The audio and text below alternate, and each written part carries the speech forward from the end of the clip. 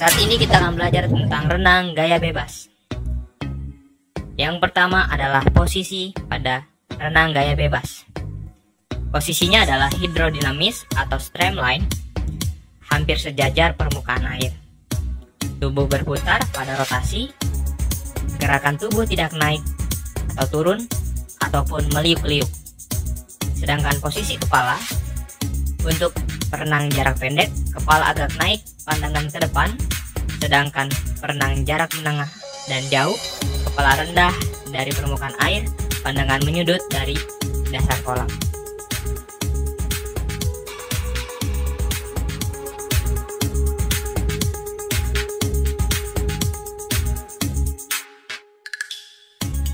Selanjutnya adalah gerakan pernapasan dalam renang gaya bebas. Posisi yang terbaik untuk napas pada gaya bebas ini adalah ketika kepala masih rendah di dalam air dan mulut membuka. Keluarnya kepala dari air akan merusak gaya, membuat lelah dan sangat memakan energi. Gerakan pun akan semakin lambat. Langkah pernapasan dalam gaya bebas yaitu memutar kepala ke arah kanan atau ke arah kiri, dan dilakukan saat salah satu tangan keluar dari permukaan air. Untuk melakukan pernapasan dianjurkan menggunakan mulut supaya tidak air masuk ke dalam tubuh. Dan saat membuang nafas di dalam air digunakan hidung. Yang harus diingat adalah posisi kepala jangan terlalu rendah. Memasukkan tangan, ibu jari ke bawah, tangan di depan bahu, siku ke atas, lengan hampir lurus. Dan untuk tarik atau dorong, tarik di bawah bahu, dorong melalui paha. Pemulihan kembali, angkat siku untuk mulai mengadakan pemulihan dan bawa melingkar. Selanjutnya adalah gerakan kaki pada gaya bebas. Gerakan kaki pada gaya bebas ini mudah dikuasai karena kita sudah memulai melakukannya ketika untuk pertama kali kita bergerak di sekitar kolam dan menggerakkan kaki kita ke atas, ke bawah sambil berpegangan pada papan seluncur.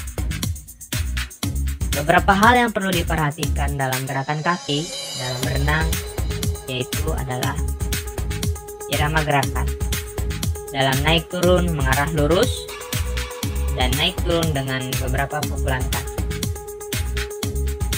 Fase istirahat pada lutut ditekuk untuk melucut atau memukul sudut adalah antara 30 sampai 40 derajat. Dan kedalaman paha ketika memukul atau melucut adalah 20 sampai 25 cm. Sedangkan kedalaman tungkai ketika memukul atau melucut adalah 30 sampai 35 cm. Selanjutnya adalah gerakan lengan pada gaya bebas. Gerakan tangan dari gaya bebas akan menentukan kecepatan dalam berenang. Karena itu perlu dilakukan dengan baik sejak awal, karena gerakan lengan inilah yang menjadi kunci renang yang cepat, efektif dan betul-betul bebas. Gerakan lengan dilakukan dalam 2 tahap. Yang satu dilakukan di dalam air, sementara tangan menarik dan mendorong air ke belakang dengan melajunya tubuh ke depan. Yang satu dilakukan di atas air dengan bergeraknya dengan tangan ke depan sebelum masuk lagi ke dalam air untuk gerakan selanjutnya. Gerakan inilah yang dikenal dengan istilah asing yaitu recovery atau pemulihan kembali. Tetapi semua gerakan ini dilakukan secara kontinu dan bergantian kanan dan kiri. Sementara satu tangan masuk ke dalam air, yang lain keluar dan bergerak ke depan sebelum masuk ke dalam air. Tetapi ketika lengan yang berada di sisi lain mencapai saat akhir dari gerakan tarikannya.